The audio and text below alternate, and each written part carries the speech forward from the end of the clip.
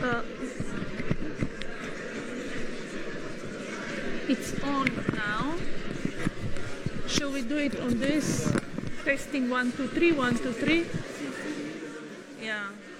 1, 2, 3, testing. Good morning, good morning. Okay, that's good. We can dim the lights. Yes. Good morning, everyone. We are continuing with Leonardo, and as you can tell, I'm just touching the very tip of the iceberg, obviously, because there is so much more to say about this man. And I'm limited by my own knowledge, or lack thereof, on the subject, but so I can talk primarily about the artistic aspects.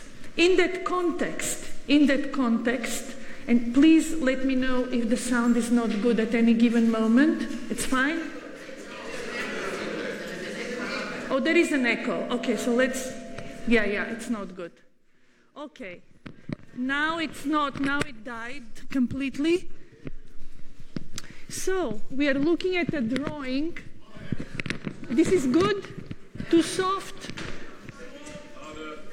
Louder, a little louder, but without the echo. Okay, so we can adjust it a little bit. This is good. Okay, perfect. So, I'm showing you a drawing which is sometimes identified as a possible self-portrait. Now, once again, we do not have evidence that this is a self-portrait. It's just an older man seated somewhere as if in the desert under a tree like a hermit with a walking stick and contemplating something in front of him. We do not know how to date Leonardo's drawings precisely because he drew throughout his life. But people typically date this to about 1515, so he dies in 1519, so they assume this could be a self-portrait. Even if it is not a true self-portrait, it can be seen as a symbolic self-portrait if he drew it in his more advanced age. And it's very interesting if you think about it as a self-portrait that he envisions himself almost like a hermit observing from a distance. He retreats and observes, and he walks and explores. He was a restless spirit, not just in terms of all the disciplines he tackled, all the forms of knowledge, but also because he was in Florence, then went to Milan. He may have gone to Venice, although we don't know for sure when and how. He goes back to Florence again, ends up in France. So Leonardo didn't feel very firm attachment to any given place. As I mentioned, he appreciated when his patrons gave him time, the greatest commodity for Leonardo. So, and he found the best patron in the King of France. But as you look at this drawing, in addition to the fact that this is a seated older man who looks like a hermit, very simply dressed, you also see that he is leaning on his hand and his elbow, right? And when you see that pose, as an art historian studying Renaissance, you instantly think of melancholia. This is a classic pose of melancholia, highly codified, and when artists want to show you melancholic temper, this is how they paint melancholic temper.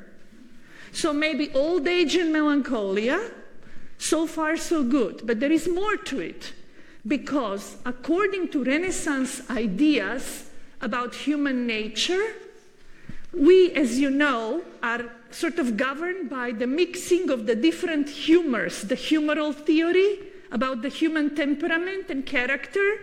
So we are all composed of these four humors that mix within our bodies in different ways: sanguinic, melancholic, choleric, and phlegmatic.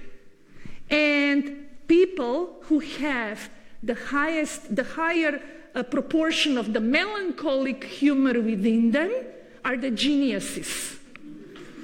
So, artists in the Renaissance associated themselves with the melancholic temper.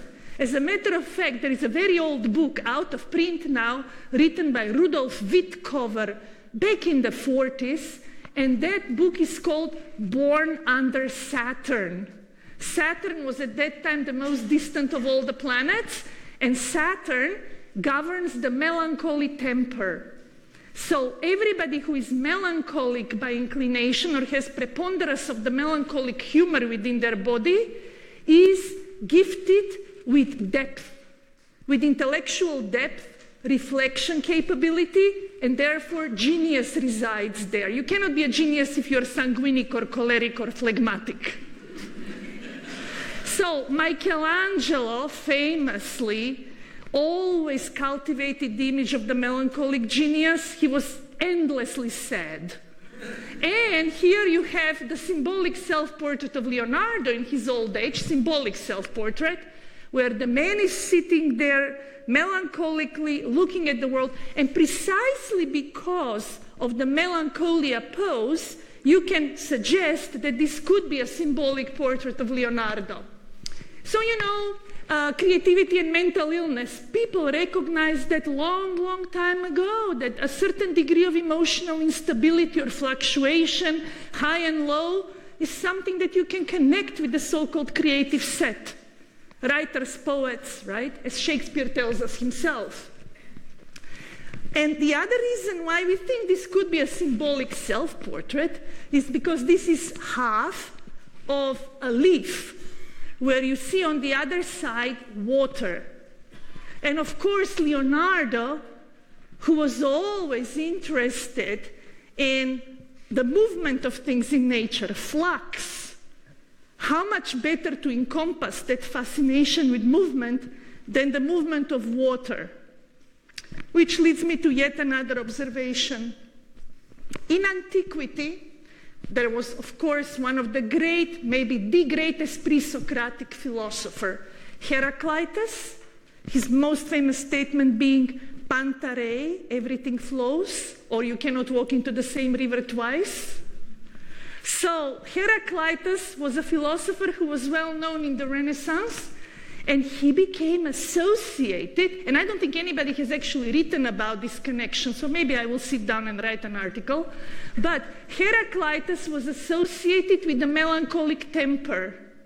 And in the Renaissance, Heraclitus, the philosopher who always spoke about everything flows, and all the waters of the world will never come back in the same shape, etc., etc., in the Renaissance, he was known as the so-called crying philosopher.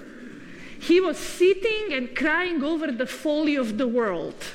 His counterpart was Democritus, the atomistic philosopher, and he was seen as the laughing philosopher. So in Renaissance palaces, sometimes you would see portrait of Heraclitus and Democritus side by side, and when the courtiers would pass, they would have these learned discussions. Should you be crying over the stupidity of humans, or should you be laughing at the stupidity of humans? And the most important thing was to find a balance, not to worry too much about the misery of the world because it's not worth crying over. It's never going to get better. So that was kind of a Renaissance way of thinking about how to deal with the complexities of the world. Heraclitus and Democritus, they're wonderful. But here Leonardo puts himself as the melancholy older man, seated, observing. And what is he observing? Water. And water is Heraclitus. And therefore, I feel that this is probably Leonardo saying, I'm closer to Heraclitus, the crying philosopher. But that also identifies him as a genius because of the connection between melancholia and creative capability. And of course, as he constantly said, he doesn't have enough time. We talked about infinito or non finito, the whole idea that you will never be able to finish anything. And towards the end of his life, this is what he says, again, those notes.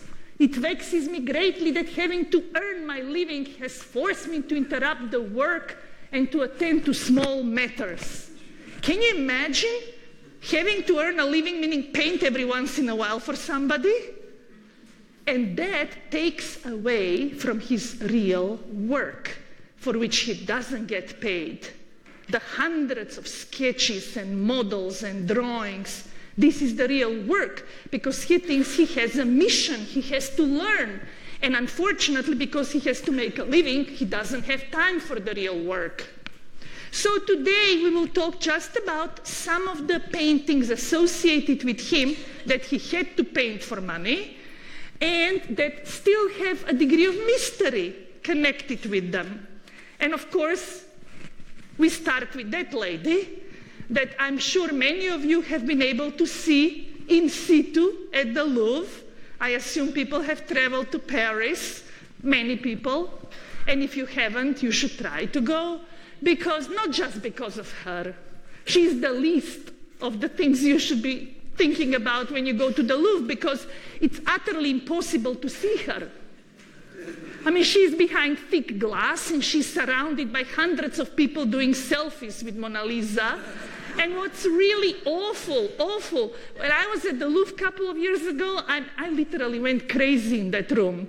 I mean, you have to go and make your pilgrimage to Mona Lisa, but you go and you see this, you know, you walk into the Louvre, the giant corridor going towards the room with Mona Lisa, and literally the hordes of tourists running to take the selfie in front of her.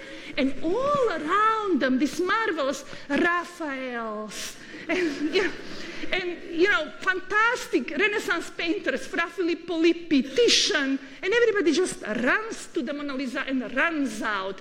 They should just put her in a separate entrance, separate dark room, end of story. And then you have Louvre to yourself. Because 80% of the people go because of Mona Lisa. And of course, after Dan Brown, the amount of visitors quadrupled at the Louvre, as it did in Florence. Now you have Dan Brown tours in Florence. You know that, right? I have heard of them. Anyway, so Mona Lisa, Lisa Gerardini. And yes, she's thought to have been a portrait of the wife of Francesco del Giocondo, a cloth merchant and Florentine official. And how do we know that? We know that from Vasari. You remember Vasari, the art historian I mentioned? Well, this is the frontispiece of the first edition from 1550. And there he writes, and there you have it in the Italian of the time, Leonardo undertook to execute for Francesco del Giocondo the portrait of Mona Lisa, his wife. And after he had lingered over it for 4 years, he left it unfinished. And the work is today in the possession of King Francis of France of Fontainebleau, where Leonardo ended up. Can you imagine? We do not know what happened to that wonderful Ginevra de' Benci, because she never ended up in Venice with that Venetian ambassador. We don't even know what happened with Mona Lisa when she was painted. He loved the painting. So this guy was impossible to work with. People would come, commission a painting, he would work on it forever, linger over it, and people finally lose patience and don't pay him. And then he says, fine, I'm taking it with me to France. And that's where it was. It never stayed in Florence, which is why it's at the Louvre today. It never left France. So, that's one instance in which, again, you learn firsthand from Vasari that Leonardo took the picture to France with him, and people feel that she must have meant a lot to him as a painting. But another way, more prosaic way of looking at it is that he said, okay, this is a good painting, the husband never paid me, I never gave it to the family, I might as well take it. And then, as a result, that painting made him famous in France. And then other people came along and made copies after Mona Lisa. So, from the get-go, Mona Lisa is shrouded in mystery. Vasari tells us who she is, but Vasari also tells us how incredibly accomplished this painting is. This is Vasari, 1550. Anyone wishing to see the degree to which art could imitate nature could readily perceive this from the head, since therein are counterfeited all those minutiousness that with subtlety are able to be painted, seeing that the eyes had that luster and moistness which are always seen in the living creature, and around them were the lashes and all those rosy and pearly tints that demand the greatest delicacy of execution. The eyebrows, though through his having shown the manner in which the hairs spring from the flesh, here more close and here more scanty, and curve according to the pores of the flesh, could not be more natural. I mean, he's talking again and again about every single detail that Leonardo painted. And if you look at the eyebrows, there are no eyebrows. But Vasari tells us he painted eyebrows. So people say either things disappeared over time, some bad restoration happened sometime between 1500 and 20th century, while the painting was in those royal collections in France, and there was some kind of erasure, or Vasari is embellishing. It could be that Vasari is slightly inventing. But even if Vasari is inventing, and here is another passage where he talks about the nose, with its beautiful nostrils, rosy and tender, appeared to be alive. The mouth with its opening, where is the opening? No opening. With its ends united by the red of the lips, where is the red? To the flesh tints of the face seemed in truth to be not colors but flesh. My point is that what Vasari is trying to tell the reader of his book is that this is a portrait like no other portrait. Even if he invents a little bit, he is actually conveying the ideal of painting at the time, which is that the painted image becomes living flesh in front of your eyes. So Leonardo's attempt here is to create a portrait of a woman that is so lifelike that you feel you can talk to her, that proverbial talking portrait. And this is the best passage, Vasari again. In the pit of the throat, if one gazed upon it intently, could be seen the beating of the pulse. Ha! And indeed it may be said that it was painted in such a manner as to make every brave artificer, be he who he may, tremble and lose courage. This is like everybody who sees this painting has to give up on painting instantly. There is no painter who can see this and try to paint another portrait. So it's already in 1550 with Giorgio Vasari that this becomes the ultimate portrait of the Renaissance. And if you were wondering ever why is she so famous, you have to go back to this first account and realize that it developed a reputation. And everybody after Vasari thought that this is the superior portrait of the Renaissance and there is nothing that can match this. Of course, there is tremendous degree of subtlety. And there is also this tip from Vasari, which is wonderful. He employed this device. Mona Lisa, being very beautiful, while he was painting her portrait, he retained those who played or sang and continually jested, who would make her remain merry in order to take away that melancholy which painters are often wont to give to their portraits. And in this work of Leonardo, there was a smile so pleasing that it was a thing more divine than human to behold, and it was held to be something marvelous in that it was not other than alive. So that's the other famous statement about Mona Lisa from 1550 that many of you have probably heard of, that because Leonardo was such a slow painter, he hired musicians and jesters to come to the studio so that Mona Lisa would periodically smile rather than get very stiff and sad and melancholy looking from all of those sittings. So what is Vasari telling us? Vasari is telling us that she's very lifelike, that every single element of her face is painted most beautifully and delicately. Even the hairs on her eyebrows individually are painted. The pores from which the hairs grow, I mean, even to that degree. And of course, that Mona Lisa smile, the smile that nobody quite understands. And why is the smile so important? Why is that intimation of a smile so important? Mona Lisa shouldn't grin. No proper lady should grin. God forbid that she opens her mouth. That's very vulgar in the Renaissance. They would hate most of the photographs today. So a proper lady shouldn't be looking at you directly, but in this case she is. But she has her hands folded in front of her, so she's decorously protecting herself from the male gaze. There she is. Again, full image. And because of the way she protects herself, she creates a form of a boundary between her and the beholder. And Leonardo is careful enough to sit her at an angle so she doesn't appear too frontal. She's a bit sheltered. At the same time, she is a most unusual female portrait of the time period in more than one respect. First of all, she is not excessively ornamented. Leonardo occasionally painted portraits of women that were in more luxurious clothing. By luxurious, I even mean the color choice. Red and blue are far more expensive as pigments, both for painting and for cloth. Brown and these tones of olive green would be cheaper cloth. But she is wealthy, and you can see delicate embroidery around the neckline. You can see that the cloth is fine. And granted, she may have lost some of the pigments, or she's covered with too many layers of shellac and varnish over the centuries.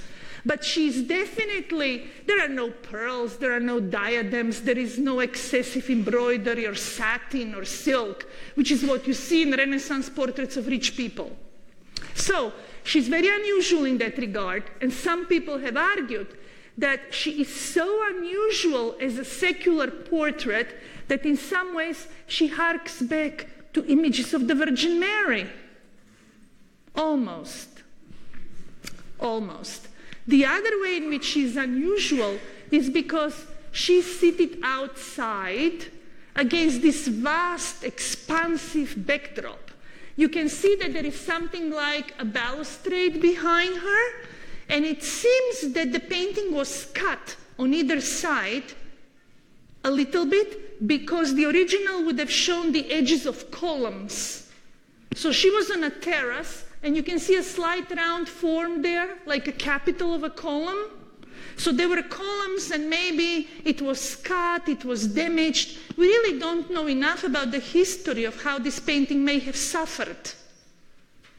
So the expansive landscape can be roughly connected with some landscapes in Tuscany, but it is definitely a combination of observation and fantasy. And it's almost like the Virgin of the Rocks. These huge configurations, these wonderful rocks. You're thinking of Cape Town and Lion's Head and Signal Hill, these beautiful rocks of the kind that he would have never been able to see in Italy. We don't have rocks like this in Tuscany. So he loves that element of fantasy. And why does he do that? Because, again, he's somebody who wants to introduce the element of invention in every single project. What I mean by invention is to get away from that reputation of the painters as monkeys of nature. They just observe the visible world. Every great work of art is built upon nature and has to depart from nature, leap away from nature at a certain moment, because that associates the painter with the poet, the capacity to invent. So the rocks behind Mona Lisa, so atmospherically, beautifully painted, perform that function. They take it to the realm of fantasia and invention. But obviously, this is very nicely balanced by the naturalism of Mona Lisa. Mona Lisa is not an exceptional beauty. She's lovely in a certain way, but, you know, she's somebody that you feel could have existed as a real person. At the same time, you also know that he has ennobled her. He has ennobled her, not to make her doll-like in her beauty, but by means of those contours, by means of light and shadow, all of a sudden she raises above the real world. So again, we are talking about a meeting point of that Aristotelian insistence on observation with the Platonic interest in going to the ideal realm of the beautiful forms as such. And he wants to give you that meeting point. That's one of the trickiest things about Leonardo, understanding that this is not realism. It's a combination of extreme attention to the real world with this tendency towards idealization. And that's where he creates, in that region. Of course, Mona Lisa has been interpreted to death. And many, many, many people have made parodies of Mona Lisa, the most famous being one that I'm not showing you today by Marcel Duchamp, who took a poster of Mona Lisa or a postcard and inscribed a little abbreviated message at the bottom and put little mustache on her. He's the Dadaist kind of mocker of everything at the beginning of 20th century. And actually the little abbreviated text that he inscribed at the bottom of the postcard of Mona Lisa says, apparently she has a hot behind. And that's Marcel Duchamp. Marcel Duchamp trying to mock the Western canon. But that's a famous parody. But Mona Lisa has even been seen as a self-portrait. It's ridiculous what some people come up with, but given the fact that Leonardo himself said that every painter paints himself, they said this is Leonardo in drag, made himself very beautiful. It's all nonsense. It's all nonsense. But when you have a painting that's so famous from 1550 on, people will write and write and write and try to interpret. And of course, people have also studied the background, have looked at the landscape, have realized that as in many other instances, Leonardo was changing his mind. And this is actually just showing you a closer view of the little bridge. And when you see, and this is, it hasn't been restored in a very long time because they don't want to touch it. But when you look at that bridge, it's kind of significant that there are rocks and there are little bridges. Why?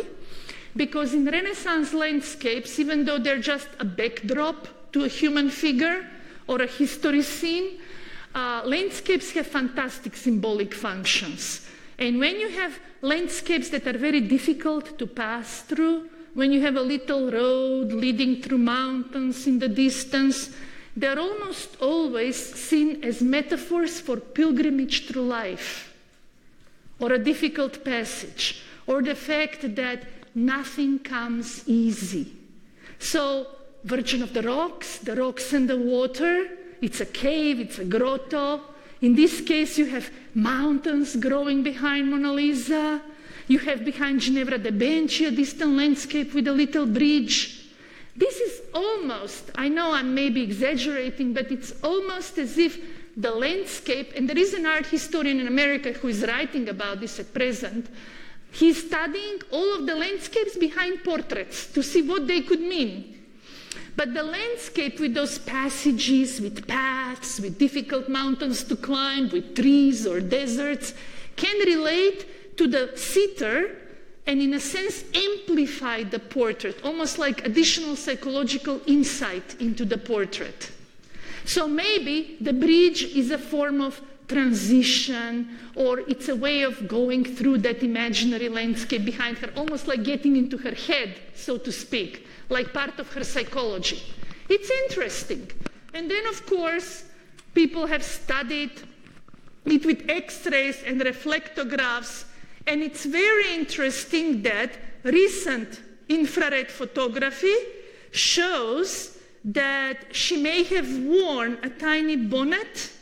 You can see a tiny bit of something like a bonnet over her head, and that she may have had a gauzy overdress for nursing that has disappeared.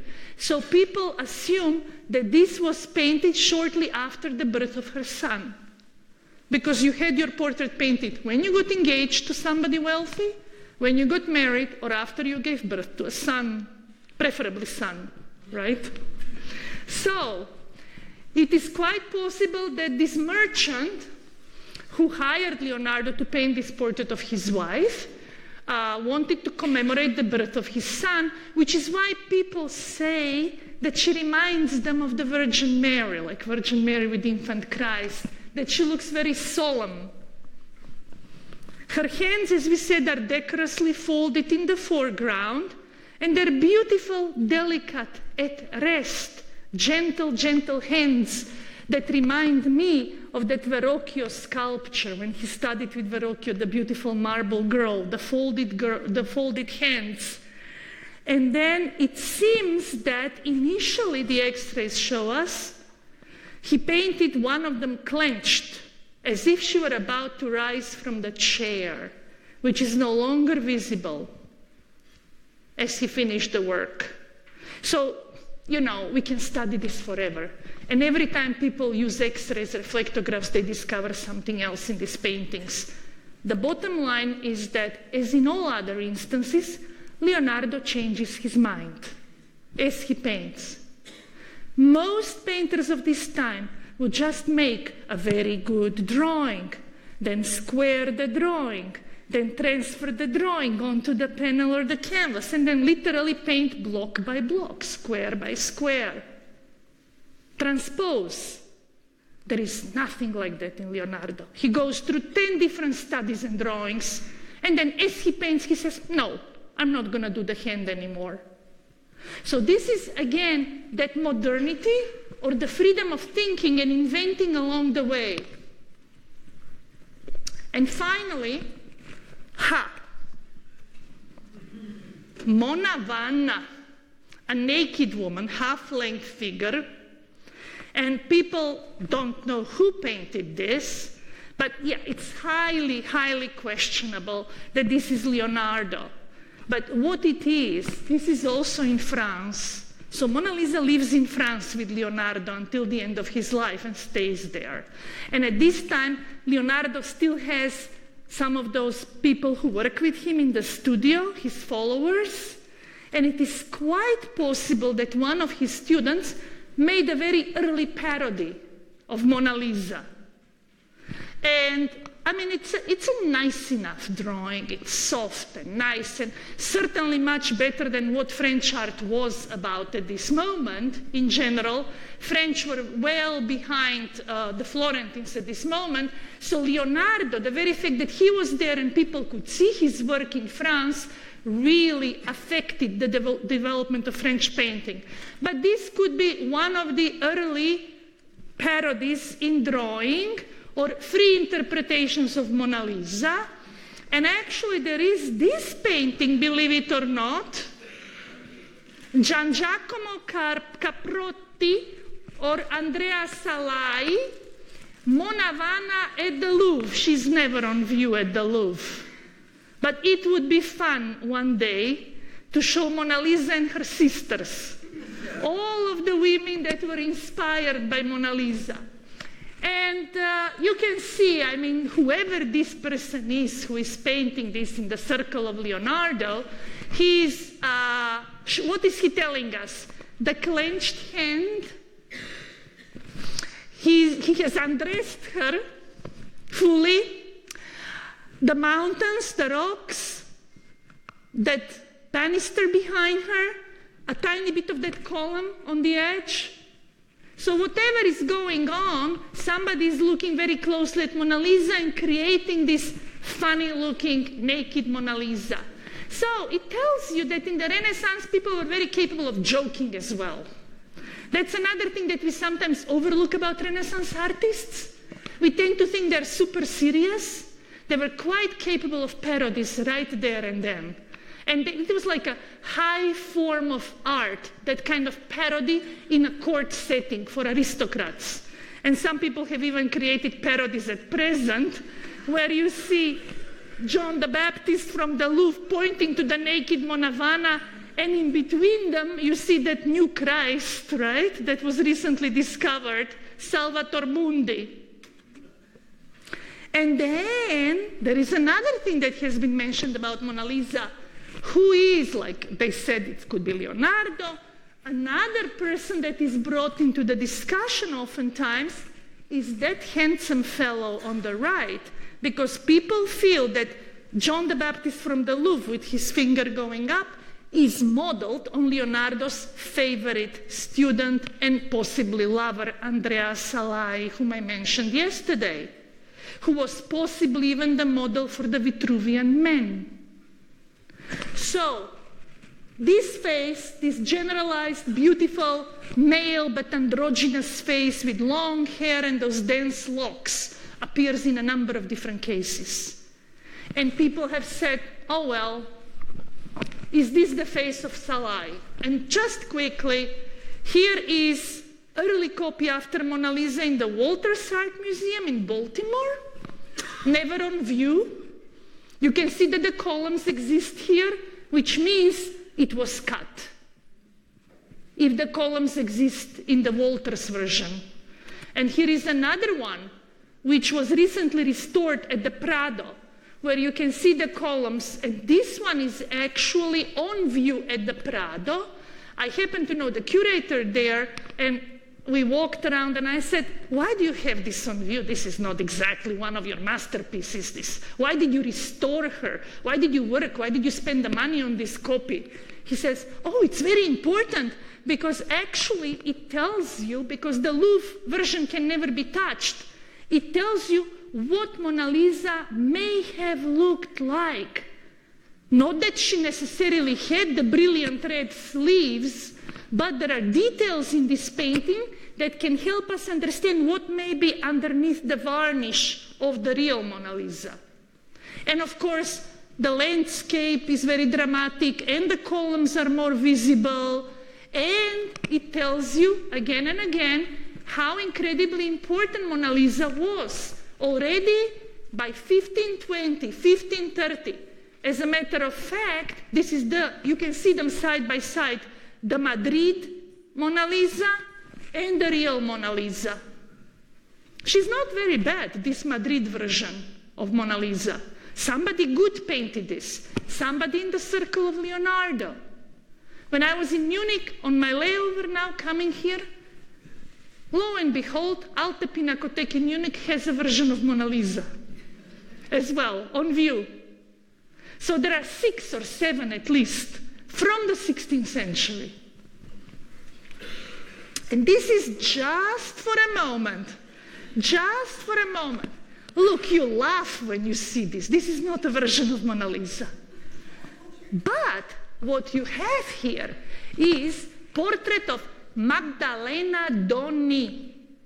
She is the wife of Angelo Doni. She's in the Uffizi, and she was painted by Raphael, who is younger than Leonardo. This is before Raphael goes to Rome, paints the Doni family, Maddalena and Angelo, and she wasn't a great beauty, yes. Even Raphael didn't make her excessively beautiful. But what's very interesting is that young Raphael, around 1510, must have seen Leonardo lingering over Mona Lisa before he took her to France, and was influenced by it and painted her seated in a very similar way. So artists are looking at other artists intensely, and young Raphael wants to compete with Leonardo. And yes, it is not like Mona Lisa, and that's actually the Prado Mona Lisa, but why I wanted to show you the Prado Mona Lisa and Raphael is to give you a sense of how good even a copy after Leonardo is vis-a-vis a typical female portrait. Even the copy after Leonardo's Mona Lisa has more atmospheric quality within it, more chiaroscuro, more light and shadow. Even that version by a student from Leonardo's circle is more, shall we say, refined optically than Raphael's Magdalena Doni. So yes, Leonardo is in the vanguard. Leonardo is in the vanguard with Mona Lisa. That's another image of the Prado. And that's another earlier one, whoa, in Singapore, discovered in 2015. And they paid a lot of money for this one, even though they know it's not Leonardo. It's a pretty one. It's a nice, soft one. Maybe somebody was hoping it's another undiscovered Leonardo. And they actually had a big exhibition dedicated to the Singapore Mona Lisa that is now in a private collection there. It's a nice one, I must say. And this is just a little page of different versions of Mona Lisa in existence, including Mona Vana. Haha. Why did I bring you Mark Twain? Because he really, really didn't like her. And this is what he said when he saw her. Mona Lisa is merely a good representation of a serene and subdued face. The complexion is bad. In fact, it was not even human. There are no people of that color. Okay, it was dirty by then. And then, on the other hand, Walter Pater, one of the great aesthetes of the end of the 19th century, he says about Mona Lisa so many things. He built such a fantastic narrative around her. And this is his study of the Renaissance, and where he talks about how this beauty comes little cell by cell of strange thoughts and fantastic reveries. And then in the third paragraph, when he talks about that capacity to refine and make expressive the outward form, the thoughts, the animalism of Greece comes in, the lust of Rome, the mysticism of the Middle Age with its spiritual ambition and imaginative loves, the return of the pagan world, the sins of the Borgias.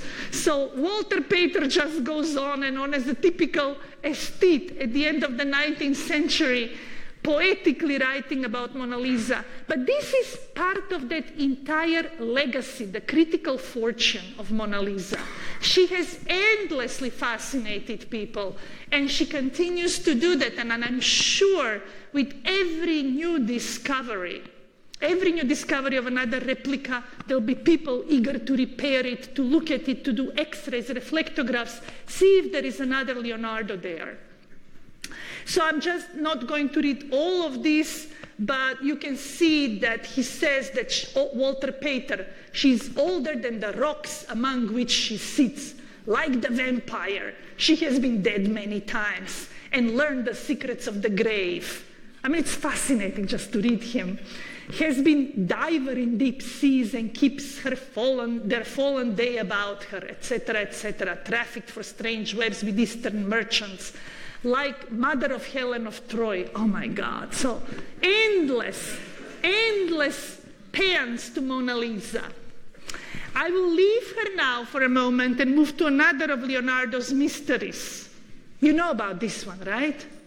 The lost Leonardo, the Battle of Anghiari from 1503 to 1506. This is a fascinating story. It's a painting that he was commissioned to do in Florence. While he was second time in Florence after he had gone to Milan and come back to the city, for this particular site, which was the hall of the Great Council in the center of Florence, in today's Palazzo Vecchio, where the government was. And in this hall of the Great Council, this is what it looks like today.